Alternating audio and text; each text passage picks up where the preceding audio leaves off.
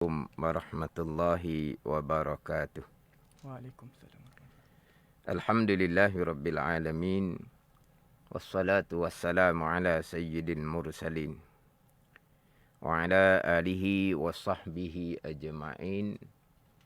Rabbi syrah li sadri wa yassir li amri wahlul 'uqdatam min lisani yafqahu qawli. Subhanaka la ilma lana illa ma 'allamtana. Innaka antal alimul hakim. Wala hawla wala quwwata illa billahil aliyyil azim. Terima kasih kepada DJ Fat. Alhamdulillah. Sebagai Fat sebut tadi, hari ini kerajaan sebut sebagai hari ilmu. Hari Jumaat, penghulu segala hari. Jadi Alhamdulillah kita dapat meneruskan kembali slot Talaqi Safinatun Najah menggunakan pakai kitab Safinatun Najah. Slot Talaqi Safinatun Najah, kitabnya kitab Safinatun Najah. Jadi insya-Allah lah saya biasa beritahu muka suratnya adalah hak Jawi. Kemudian sebagaimana sebut sebelum ini, kalau nak pakai hak Rumi pun boleh, tapi hak Rumi itu muka suratnya tak sama dengan hak Jawi. Jadi kalau sidang pendengar pakai kitab hak edisi Rumi, kena tanda sendirilah. Di mana hak minggu slot yang terdahulu kita berhenti, hak minggu ni nak sambung part mana tu kena tanda sendiri. Saya hanya beritahu hak Jawi je lah. Jadi kalaulah kitab Safinatun Najah hak Jawi, muka surat 2, baris yang kedua daripada atas.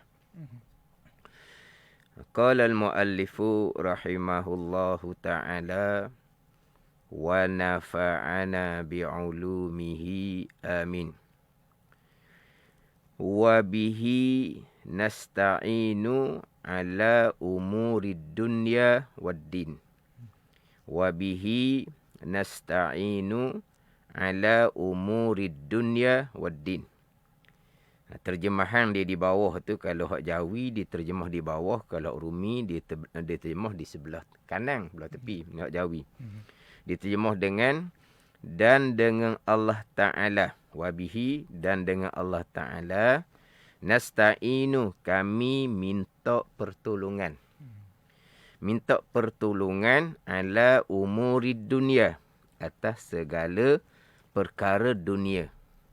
Waddin, dan agama, atas segala perkara yang berkaitan dengan dunia dan juga perkara yang berkaitan dengan agama. Ini terjemahan hak Jawi. Adapun terjemahan hak Rumi itu diterjemah dengan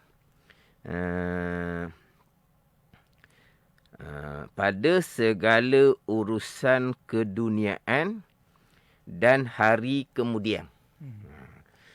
Jadi waddin, kalau hak Jawi terjemah dengan dan agama. Kalau hak Rumi diterjemah dengan dan hari kemudian. Jadi sekarang ni hak Jawi ni hak terjemahan yang orang lain. Hak Rumi ni terjemahan orang lain. Yang mana kitab Safinatun Najah ni, hak ni kitab Arab lah. Kitab Safinatun Najah ni karangan Syekh Salim bin Abdullah. Ini ulama daripada Yaman. Ini kitab Arab. Kemudian ada terjemahan Jawi di bawah tu. Kemudian terjemahan Rumi tu orang lain pula. Jadi terjemah hak Jawi ni waddin dan agama. Terjemahan Rumi waddin dan hari kemudian. Dia ada guru yang terjemah dengan agama dan ada guru yang terjemah dengan hari kemudian. Dia di antara nama bagi hari akhirah adalah ad-din. Ini jelas nyata yang kita baca dalam suratul Fatihah itulah. Maliki yaumiddin. Tuhan yang memiliki hari pembalasan. Maliki yaumiddin, Tuhan yang memiliki, bukan memiliki hari agama, memiliki hari pembalasan. Sebab hari akhirat, kita masyhurnya dengan hari akhirat. Ataupun hari qiyamah. Kiamat ke, akhirah ke. Cuma kita biasanya kalau kiamat ni, kita hanya nampak tiup sangkakala yang menghancurkan langit dan bumi. Kita nampak situ. Dia qiyamah ni bukan hanya ketika berlakunya tiup sangkakala tu. Qiyamah ni hari akhirat. Tapi kita qiyamah lain, kita faham. Hari akhirah lain, kita faham.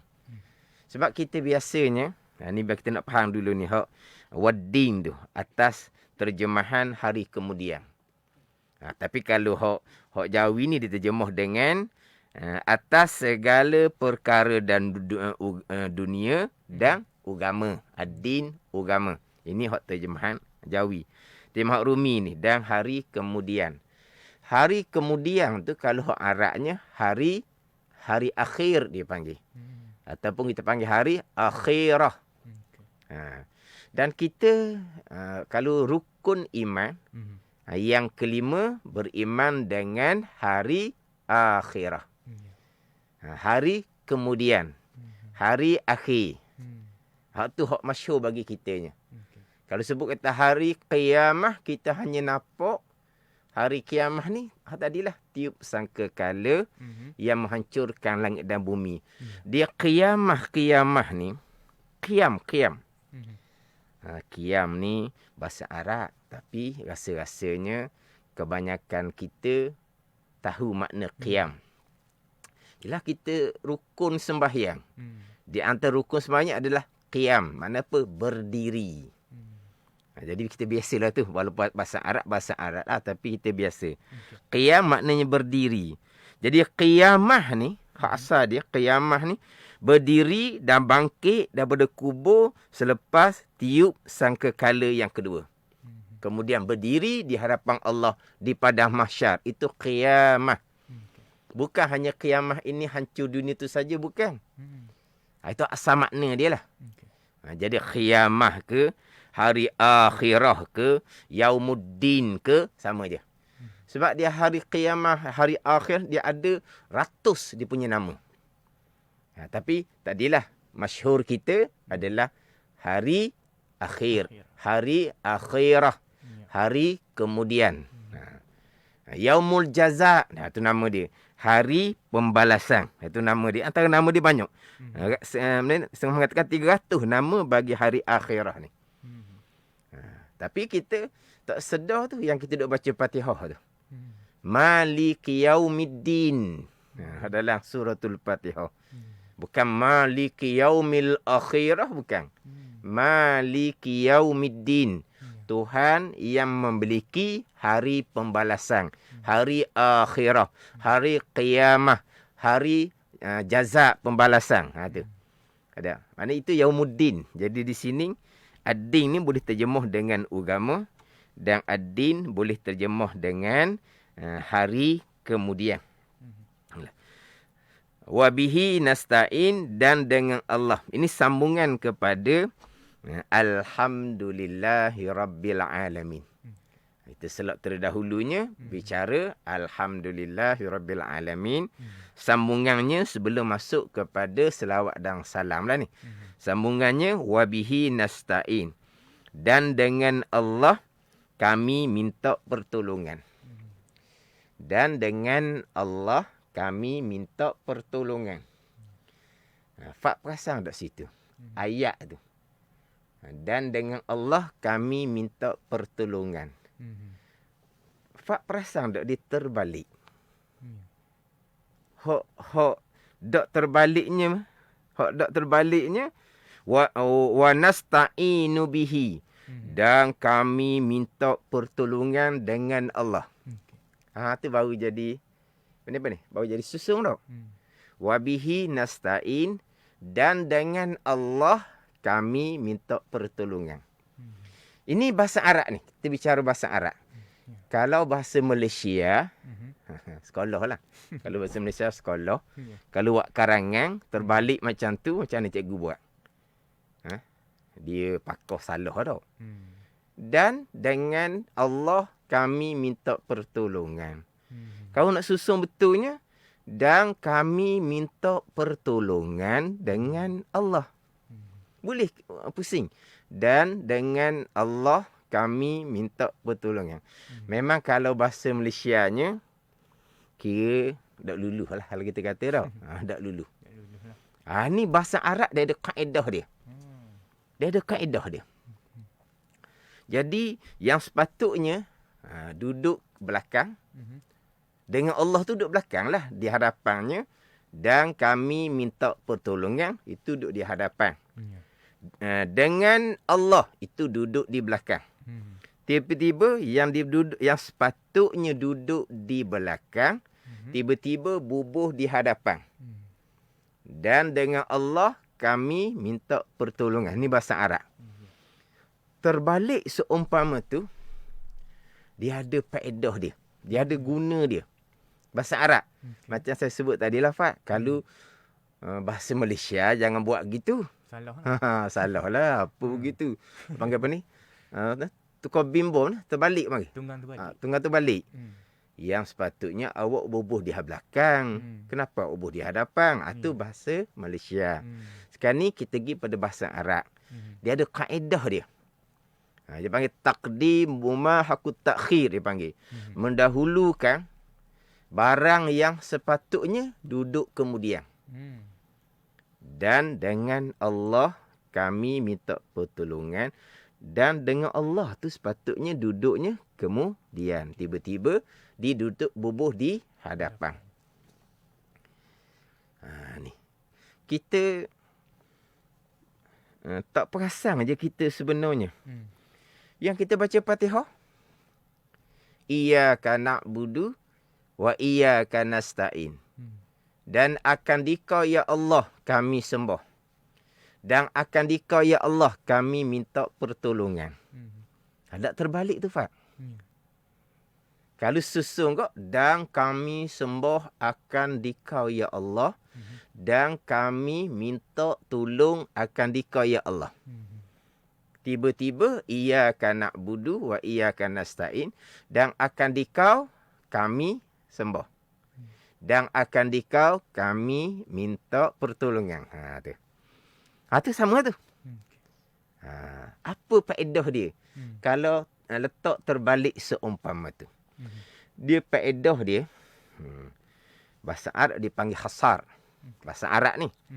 Saya sendiri pun kadang-kadang nak terjemah tu tak pandai. Kok Malaysia ni nak terjemah tu, apa dia hasar? Kadang-kadang diterjemah dengan tersimpan. Tersimpan ni bukan kata simpan barang, bukan. Tersimpan ni kalau kita terjemah betul benar, dia akan keluar jua. Hanyalah. Wabihi nasta'in, dan dengan Allah jualah kami minta pertolongan. Itu jua tu. Faedah di situ. Iyyaka na'budu, dan akan dikau jua ya Allah kami sembah. Wa iyyaka nasta'in, dan akan dikau jualah kami minta pertolongan. Tidak kepada yang lain. Itu hasar dia panggil. Nak kata mana hasar ni bahasa Arab. Tapi bahasa kitanya, masa saya belajar dulu, memanglah disebut sebagai tersimpan. Tapi bahasa Malaysia kita ni tersimpan tu faham ke tak makna tak tahulah. Tapi kalau nak sebutnya, kalau kita keluar jua. Wabihi nasta'in, dan dengan Allah jua kami minta pertolongan. Kami tidak minta pertolongan kepada selain daripada Allah.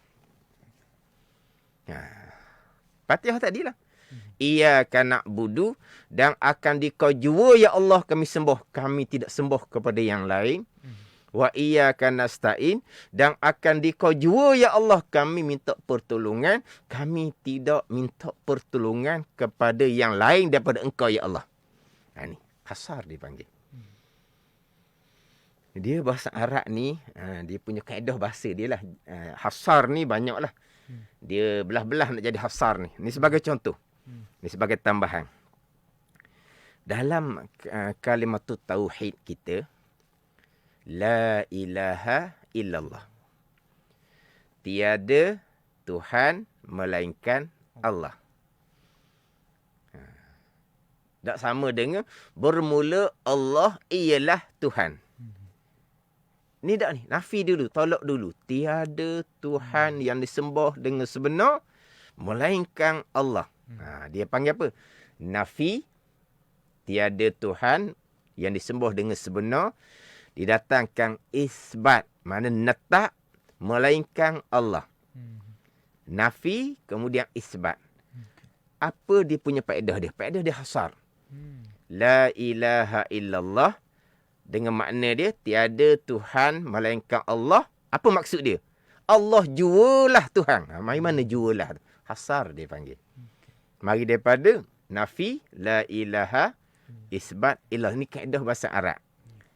Tiada Tuhan melainkan Allah. Yakni Allah jua. Allah hanyalah. Allah sajalah Tuhan. Itu maksud dia. Hasar. Bahasa Malaysia boleh jugalah, tapi ini bahasa Malaysia standard ke bahasa kampung wallahu alam lah. Tu fak mungkin boleh wayak kali. Kita cakap kampung biasa. Bahasa pasar. Bahasa pasar, tapi bahasa buku kedok wallahu alam. Kita cakap. Kita kata tok mari belaka. Cakap je masing-masingnya. Sebab masa tok mari belaka melainkan mamak. Kita cakap. Bahasa buku dia boleh tulis gitu. Cakap kapung lah kita kata. Mana tok mari belaka, ramah cakap nak mari. Siapa masa tok mari belaka melainkan mamak. Kita tak kata mamak mari. Kalau kita kata mamak mari, orang akan soal balik. Kan janji ramah nak mari kan? Mamak mari, dah tahu lain macam mana. Jadi persoalan. Tapi kalau kita kata tok mari belaka melainkan mamak. Mana apa ni? Mamak jualah yang mari. Kan itu. Itu hasar dia panggil. Ni cakap kapung lah. Cuma kita nak faham hasar. Hasar ni mana apa? Tersimpan. Kalau terjemahan kita, jua. Jadi di sini, wabihi nasta'inu, dan dengan Allah Ta'ala jualah kami minta pertolongan ala umuri dunia wad din, atas segala perkara ataupun pekerjaan dunia dan juga pekerjaan agama. Dengan Allah jualah kami minta pertolongan.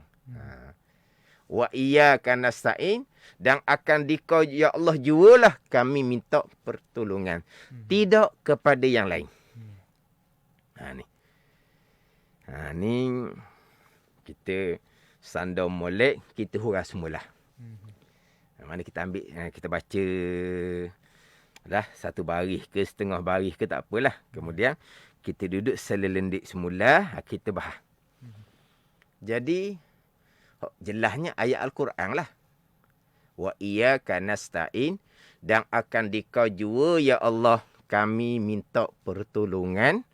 Artinya tidak kepada yang lain daripada engkau ya Allah.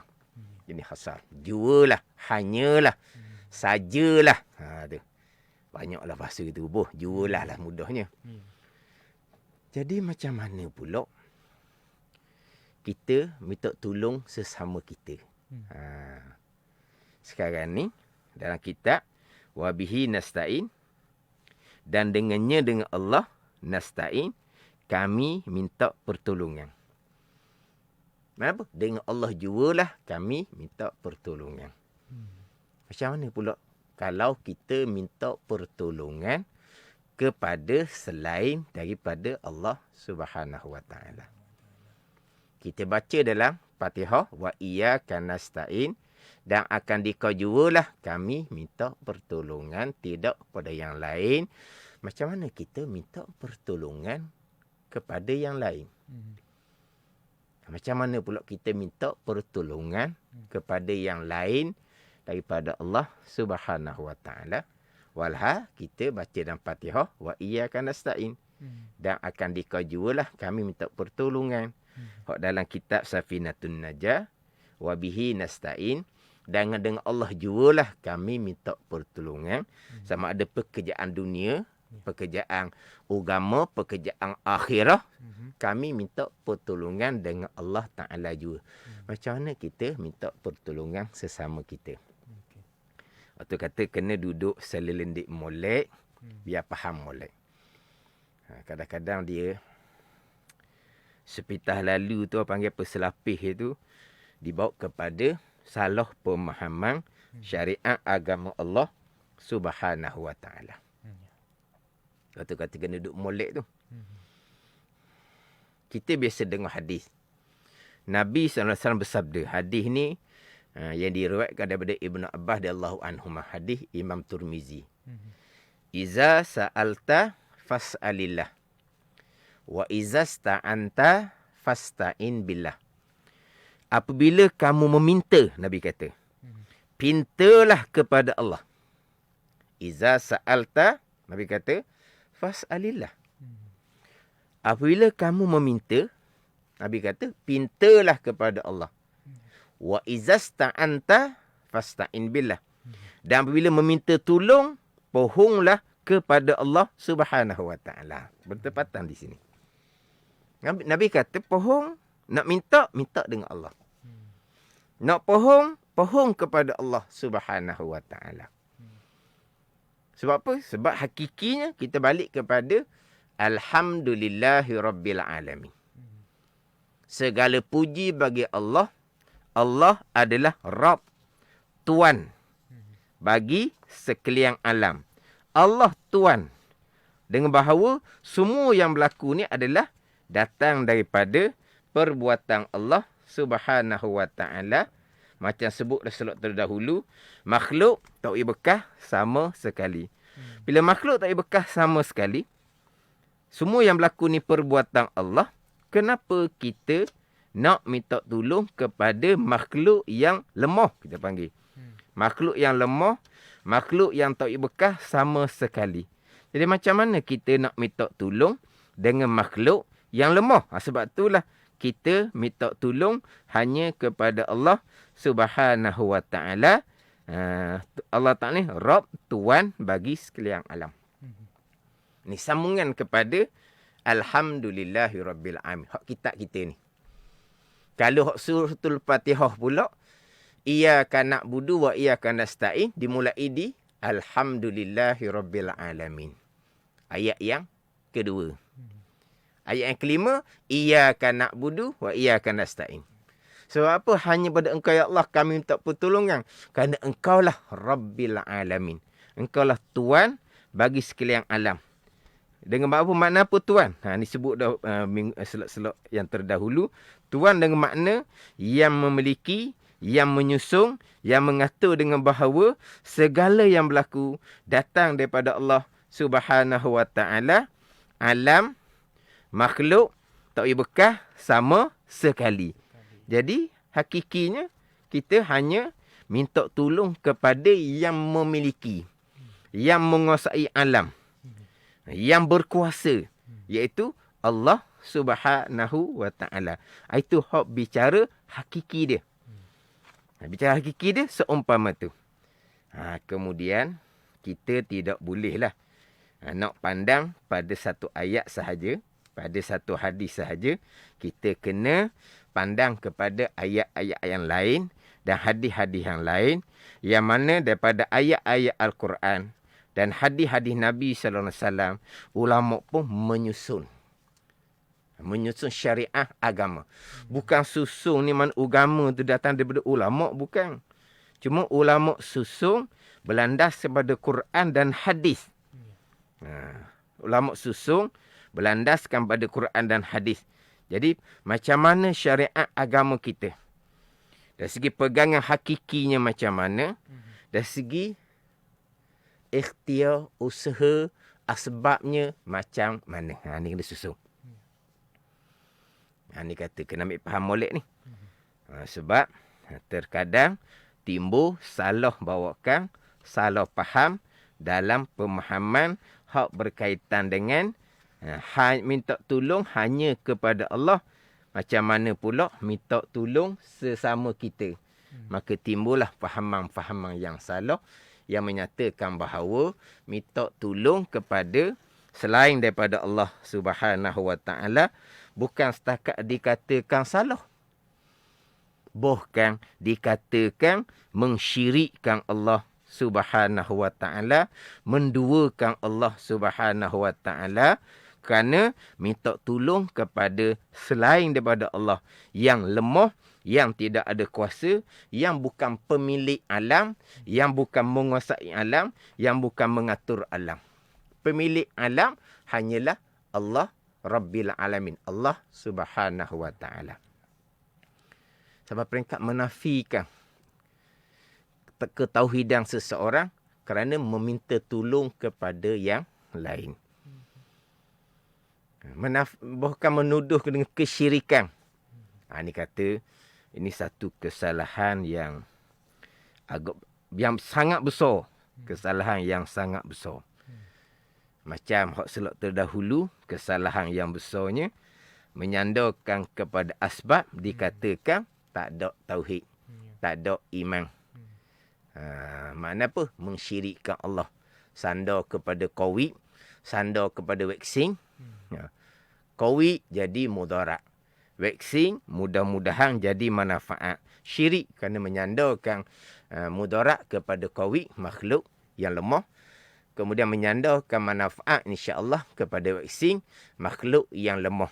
Maka dikatakan mensyirikkan Allah, lari daripada disiplin tauhid.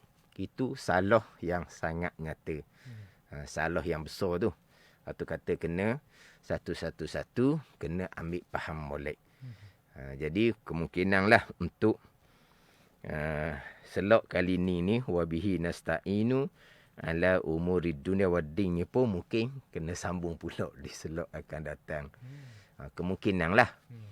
Masa kita pun begitulah. Kita nak setengah dah ni, ada lagi dalam 10 minit lebih-lebih gitulah.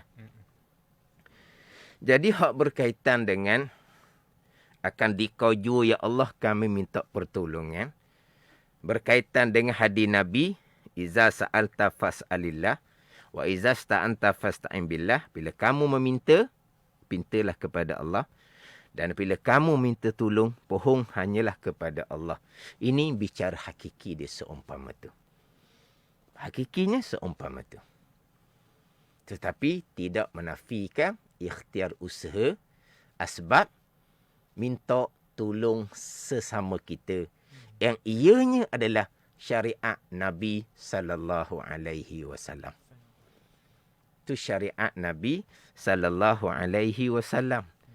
Bahkan orang yang sentiasa menolong orang lain selepas diminta ataupun tidak, ada kedudukan tersendiri di sisi Allah Subhanahu Wa Taala. Orang yang sentiasa menolong, tidak menghampakan permintaan seseorang, dia ada kedudukan yang tersendiri di sisi Allah Subhanahu Wa Taala. Jadi berkaitan dengan asbab, abang kata sebab musabab ikhtiar usaha, minta tolong menolong, itu adalah syariat Nabi sallallahu alaihi wasallam. Sehingga hakikinya memang hanya kepada Allah Subhanahu Wa Taala. Sebab apa? Sebab hanya Allah yang berkuasa. Tapi macam mana pula kita minta tolong pada yang lain? Sebab dalam ayat-ayat Al-Quran dan sebagaimana yang berlaku pada Nabi SAW dan para sahabat, berlaku syariat tolong menolong. Kata-kata kena ambil ayat-ayat yang lain, kita kena faham molek, bukan hanya faham satu ayat sahaja. Ayat yang biasa dibaca adalah wa ta'awanu 'alal birri wat taqwa. Tuan kata wa ta'awanu 'alal birri wat taqwa. Dan tolong menolonglah kamu atas kebajikan dan ketakwaan. Tuhan kata tolong menolong kamu atas kebajikan dan ketakwaan. Tuhan kata tolong menolong.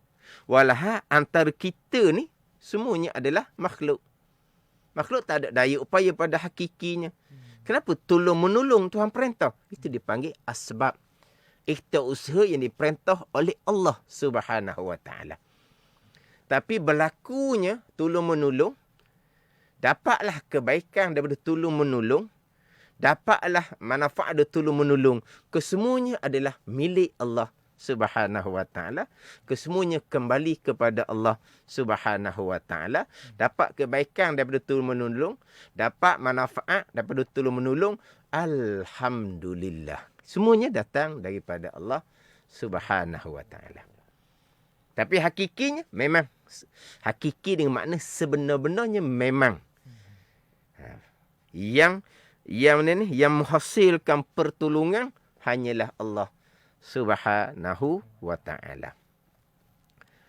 Kalau kita baca di dalam ayat Al-Quran, contohnya dalam Suratul Kahfi. Dalam Suratul Kahfi yang dibaca pada malam dan hari Jumaat. Dalam ayat tu cerita berkaitan dengan satu kaum yang meminta pertolongan dengan Zulkarnain. Zulkarnain ni seorang raja yang soleh daripada bangsa Himyar di negeri Yaman. Jadi dalam Suratul Kahfi itu menceritakan berkaitan satu kaum yang minta pertolongan dengan Zulkarnain. Sebab Ya'juj wa Ma'juj ni dia melakukan kerosakan atas muka dunia. Jadi kaum tu minta pertolongan dengan Zulkarnain. Kemudian Zulkarnain pun menjawab, qala ma makkanni fihi rabbi khairun fa'inuni biquwwatin aj'al bainakum wa bainahum radma. Di Suratul Kahfi ayat yang ke-95. Kata Zulkarnain pula, apa yang tak dikuasai kepada aku ni oleh Tuhan aku lebih baik daripada bayaran yang kaum tu tawarkan kepada Zulkarnain. Lepas tu Zulkarnain mengatakan, fa'inuni, maka tolong oleh kamu akan daku. Tengok tu. Biquwatin, dengan kekuatan. Aj'al bainakum wa bainahum radma, agar aku membuat di antara kamu dan di antara mereka radma, dinding. Mana apa tu? Fa'inuni, kata Zulkarnain. Tolong oleh kamu akan daku. Disuruh kaum tu tolong menolong. Ini syariah dia panggil. Begitu juga dalam Suratul Namli ayat yang ke-78. Hak berkaitan dengan Nabi Sulaiman AS. Ni saya pun nak baca ayat tu pun mungkin tak sempat. Tapi sidang pendengar boleh tengoklah. Suratul Namli ayat yang ke-38. Dalam ayat tu Nabi Sulaiman AS tanya pembesar. Siapakah di kalangan pembesar ni yang boleh mendatangkan mahligai Ratu Balqis?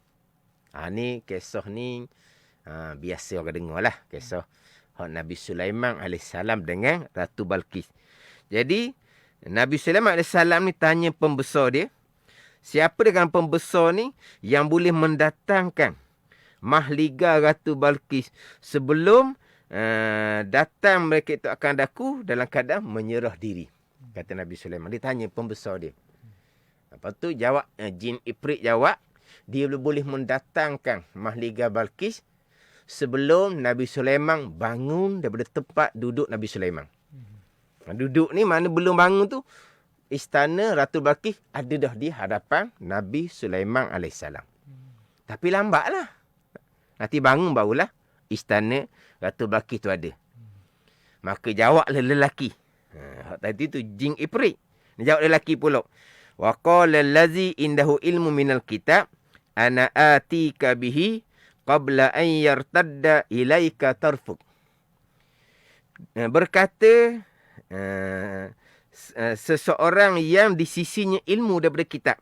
Tuhan kurniakan ilmu daripada kitab Taurah dan Zabur kepada lelaki manusia biasa. Tadi tu jin Ifrit. Dia kata dia boleh mendatangkan istana Ratu Balqis sebelum Nabi Sulaiman bangkit dari tempat duduk istana tu sudah ada di hadapan Nabi Sulaiman. Tapi lambat. Nabi Sulaiman nak cepat. Maka lelaki, manusia biasa. Tapi yang Tuhan kurniakan ilmu daripada kitab Taurah dan Zabur, kata lelaki ni, aku mendatangkan dikau, ya Sulaiman, akan istana Ratu Balqis ni sebelum daripada engkau pejang kelik tadi dah depan. Pada hak tadi, sebelum engkau bangkit. Sebelum engkau bangkit.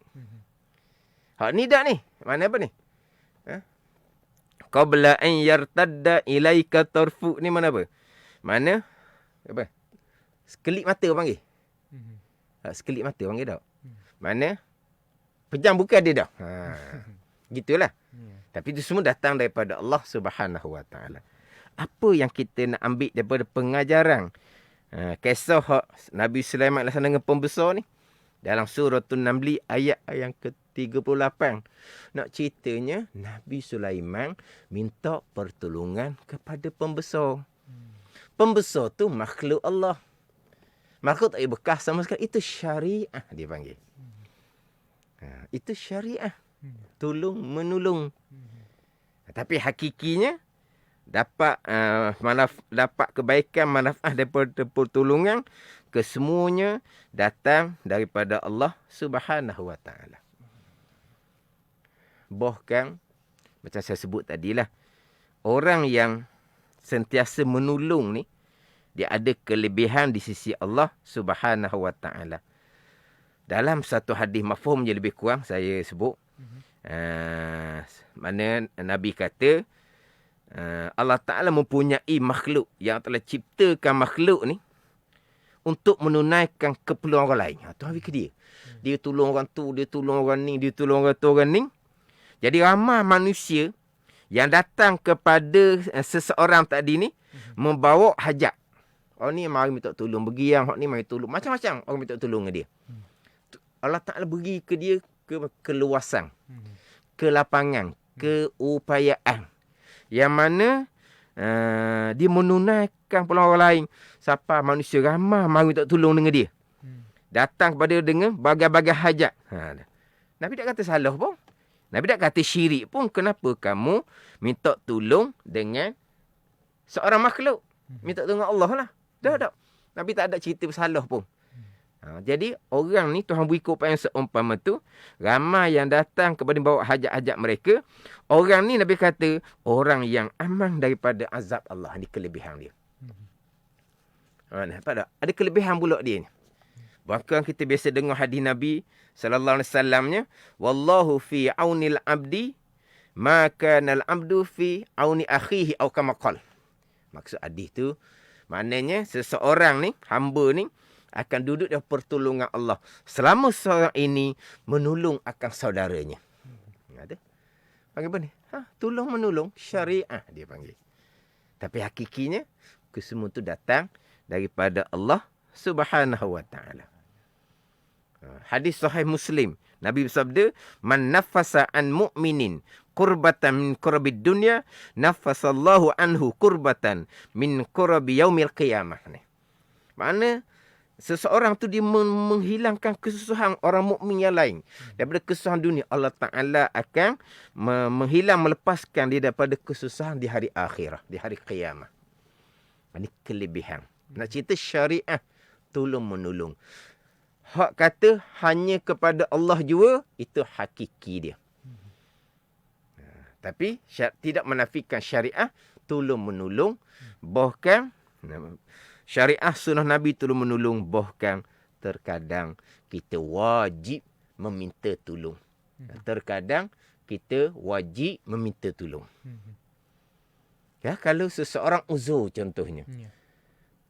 Diuji oleh Allah Subhanahu Wa Taala uzur. Sampai masa dia nak semayang. Nak semayang mesti menyempurnakan syarat dia lah. Taharah, bersuci, wuduk apa semua, basuh najis. Dia tak mampu nak buat sendiri. Hukumnya wajib dia minta tolong dengan seseorang yang lain. Bukan kata, ya Allah, saya nak semayang, ya Allah, engkau wudukkan saya, ya Allah. Engkau basuh najis saya, ya Allah. Tak. Minta tolong dengan sesama manusia yang hakikinya adalah lemah. Apa hukum minta tolong tu? Syariah menghukumkan wajib. Syariah menghukumkan wajib. Bukan kata, ya Allah, engkau lah ya Allah, wudukkan aku ya Allah. Jadi Allah ni jadi hamba dia pula dah ke? Kita hamba Allah, bukan Allah hamba kita. Lepas tu, kita minta tolong sesama kita. Tapi seseorang tolong kita, wudukkan, basuh istinja, basuh najis contohnya. Hakiki itu semua datang daripada Allah Subhanahu wa ta'ala. Jadi kena faham dari segi hakikatnya macam mana, dari segi syariahnya macam mana. Hakikat kesemuanya datang daripada Allah. Sebab Allah Rabbil Alamin. Hakikatnya walaupun dari segi syariah zahirnya kita minta tolong sesama kita, daripada pertolongan tadi kita dapat kebaikan dan manfaat. Itu semua datang daripada Allah Subhanahu wa ta'ala. Kita berterima kasih kepada yang menolong dan kita memanjatkan kesyukuran kepada Allah Rabbil Alamin. Sebab kesemuanya datang daripada Allah Subhanahu wa ta'ala. Sebab sesama kita menolong adalah syariah yang diperintah oleh Allah dan oleh Rasul. Tak ada salah.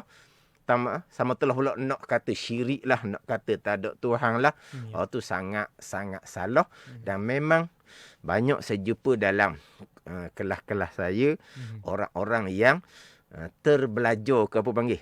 Tersalah belajar dengan bawakan yang sampai peringkat mensyirikkan, menafikan tauhid iman seseorang kerana minta pertolongan kepada selain Allah yang hakikinya adalah lemah. Itu sangat-sangat salah. Kalau terbelajarlah seumpama tu, kena perbetulkan balik, bertaubah kepada Allah Subhanahu wa ta'ala. Jadi untuk slot kali ni, setakat tu lah bagi, tapi saya rasa macam seperti tergantung sedikit lah. Tapi insyaAllah untuk slot akan datang, saya akan sambung lagi lah. Wabihi nasta'in ala umurid dunya waddin. Kemudian sambungan dia pula, wa sallallahu ala sayyidina Muhammadin khatamin nabiyyin. Wallahu alam. Jadi sebelum Fak ambil alih, ada dalam FB tu dia tanya berkaitan dengan kita Faridatul Faraid tak sambung ke? Ni wallahu alam lah ditanya tu, hak mana tu. Tapi Muhammad Arif ni dah tolong lah ni Ustaz. Dia tolong menolong tadi ni mungkin. Tariq Muhammad Al-Fatih. Assalamualaikum warahmatullahi. Ustaz, kitab Faridatul Faraid tak sambung ke? Jadi hak selok Safinatun Najah ni baru selok yang keempat. Kita tak baca kitab Faridatul Faraid. Mungkinlah dia ada tukar sikit tu, kemungkinan bertukar dengan slot yang lain. Memanglah ada slot yang lain, saya ke dalam masjid pun ada yang saya baca kitab Faridatul Faraid tu, mungkin adalah hak tolong tu. Ada yang tolong sebab sini, ada orang Muhammad Arif yang tolong di sini dalam FB ni. Jadi setakat itulah, wallahu alam.